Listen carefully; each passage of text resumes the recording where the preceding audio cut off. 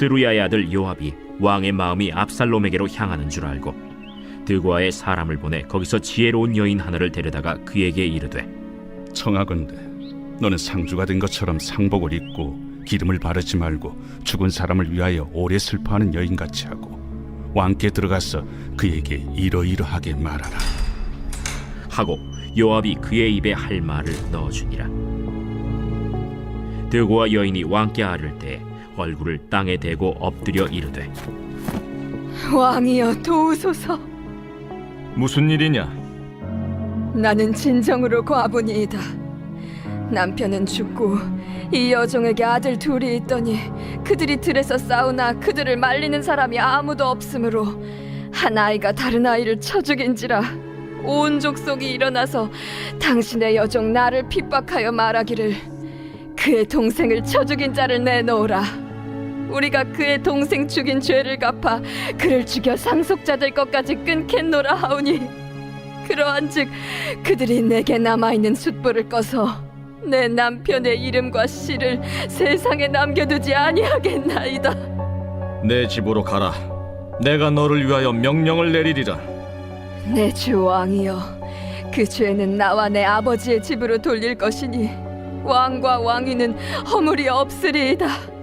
누구든지 내게 말하는 자를 내게로 데려오라. 그가 다시는 너를 건드리지도 못하리라. 청하건대 왕은 왕의 하나님 여호와를 기억하사 원수 갚는 자가 더 죽이지 못하게 하옵소서. 내 아들을 죽일까 두렵나이다. 여호와께서 살아계심을 두고 맹세하노니 내 아들의 머리카락 하나도 땅에 떨어지지 아니하리라. 할렐루야. 오늘도 하나님 말씀 안에 거하는 복된 날 되시기를 바랍니다. 어제 살펴본 말씀에서 암논은 이미 죽었으므로 위로를 받았고 다윗의 마음이 압살롬을 향하여 간절했다는 내용으로 마치게 된 것을 볼 수 있었죠. 어제 본문에 이어서 오늘 본문 1절 말씀에서는 그동안 잠시 등장하지 않았던 요압이 다시 등장하게 됩니다. 요압은 다윗의 측근이었던 만큼 다윗의 마음을 살피고 그 마음을 잘 알았습니다. 요압에 대해서 좋게 말하기는 어렵겠지만 그를 통해서 생각해 보게 되는 것은 그는 다윗의 마음을 잘 알았다는 점입니다. 가장 어려운 것 가운데 하나가 사람의 마음을 아는 것이라고 하는데 오랜 세월 함께하면서 요압은 그 어려운 일을 잘할 수 있는 능력이 있었습니다. 우리는 어떻습니까? 우리는 우리 가족들의 마음을 잘 알고 있습니까? 우리는 하나님의 마음에 대해서는 잘 알고 있습니까? 우리는 하나님의 말씀을 계속해서 묵상하면서 날마다 하나님의 마음을 잘 알아갈 수 있게 되기를 바랍니다. 다윗의 마음을 잘 알았던 압살롬은 그 마음이 압살롬에게로 향하는 줄 알고서 일을 꾸미게 되죠. 요압이 어떻게 했는지 2절 말씀 상반절만 먼저 보겠습니다. 드고아의 사람을 보내 거기서 지혜로운 여인 하나를 데려다가. 요압은 드고아의 사람을 보내서 지혜로운 여인 하나를 데려옵니다. 그러나 여기서 말하는 지혜로운 여인은 성경에서 말하는 그런 지혜를 가진 자가 아니라 요압의 계책을 실행시켜 줄 수 있는, 연기를 잘할 수 있는 사람 정도로 봐야 할 것입니다. 연기자 하나를 섭외해서 요압이 뭐라고 하는지 이어서 2절 후반절과 3절 말씀을 보겠습니다. 그에게 이르되 청하건대 너는 상주가 된 것처럼 상복을 입고 기름을 바르지 말고 죽은 사람을 위하여 오래 슬퍼하는 여인같이 하고 왕께 들어가서 그에게 이러이러하게 말하라고 요압이 그의 입에 할 말을 넣어주니라. 요압은 드고아 여인에게 죽은 이를 위해 오랫동안 애곡한 사람처럼 상복을 입고 애곡하라고 합니다. 그리고 무슨 말을 했는지는 알려주지 않고 그 여인의 입에 할 말, 대사까지 직접 지시합니다. 그리고 이어서 4절 말씀에서 바로 드고아 여인이 다윗 왕 앞에 엎드려 말하게 됩니다. 여인은 5절에서 7절 말씀에서 다윗을 찾아온 이유에 대해 말하게 되는데 사실 이 말씀이 요압이 여인의 입에 넣어준 말입니다.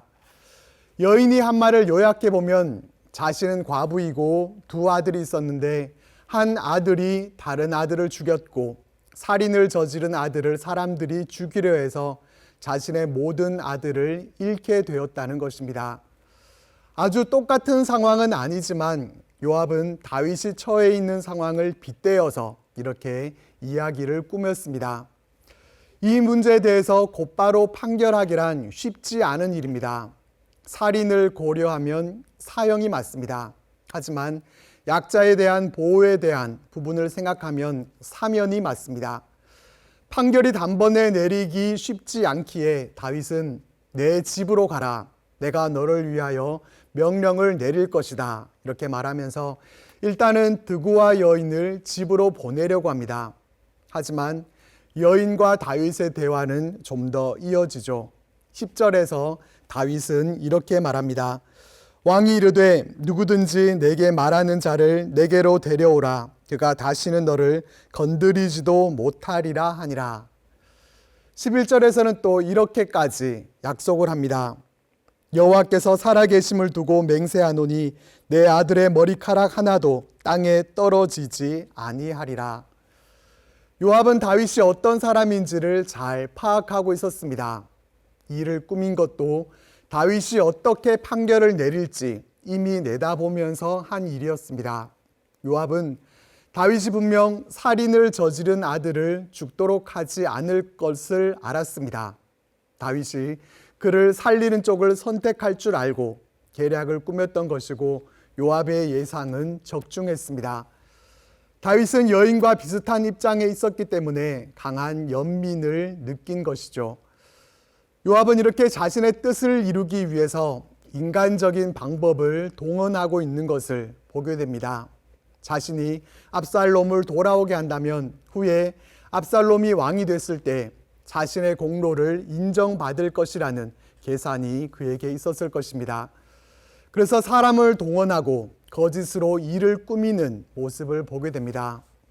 우리도 이렇게 내 뜻을 이루기 위해 인간적인 방법을 동원하고 싶은 마음이 들 때가 있습니다. 그러나 이렇게 인간적인 방법을 동원하기보다 잠잠히 하나님의 때를 기다리고 하나님의 뜻을 구하며 기도하는 모습이 우리에게 필요할 줄 믿습니다. 다윗은 그렇게 드고와 여인과 그의 아들을 보호해 주겠다는 내용으로 판결을 하게 되는데 여기에서 우리가 보게 되는 것은 무엇입니까? 다윗이 좀 달라졌다는 것입니다. 이전에 우리가 자주 보게 되던 다윗의 모습은 어떠했습니까? 여호와께 여쭈어 이르되 어떻게 해야 할지 하나님께 기도하며 하나님의 뜻을 구하던 모습을 자주 볼 수 있었습니다. 이번에도 여인을 집으로 돌려보낸 후에 이전과 같이 하나님께 어떻게 하는 것이 좋을지 하나님의 지혜를 구했으면 얼마나 좋았을까 하는 생각을 해보게 됩니다. 다윗은 지극히 인간적인 생각으로 판단을 하면서 결국에는 요압의 관계에 넘어가게 되는 모습을 우리들에게 보여주죠. 우리도 얼마든지 우리가 갖고 있는 이성으로 쉽게 판단할 수 있지만 그러나 그런 때에도 언제든지 하나님 앞에 먼저 기도로 나아가는 우리들의 삶이 되시기를 바랍니다. 오늘 말씀을 통해 우리는 다윗의 마음을 잘 알았던 요압이 인간적인 방법으로 일을 꾸몄던 모습을 볼 수 있었습니다. 우리는 인간적인 방법보다 잠잠히 하나님의 때를 기다리고 언제나 하나님의 뜻을 기도로 구하는 삶이 될 수 있기를 바랍니다. 그렇게 살아감으로 오직 하나님의 선하신 뜻만이 우리 삶 가운데 온전히 이루어질 수 있기를 바랍니다. 기도드리겠습니다. 하나님, 우리가 이 땅을 살아가면서 인간적인 방법을 동원하고 싶은 그러한 유혹을 받게 되지만 그럴 때마다 잠잠히 하나님의 때를 기다릴 수 있는 더욱 성숙한 믿음을 우리들에게 허락하여 주옵소서. 늘 하나님 앞에 기도로 여쭈어 보며 살아가는 우리의 삶 될 수 있도록 도와주시고 하나님 앞에 잠잠히 기도로 나아갈 때마다 하나님께서 우리의 삶을 지도하시고 인도해 주심으로 그 인도하심을 통해 늘 승리하는 우리의 삶 될 수 있도록 함께하여 주옵소서. 예수님 이름으로 기도드립니다. 아멘.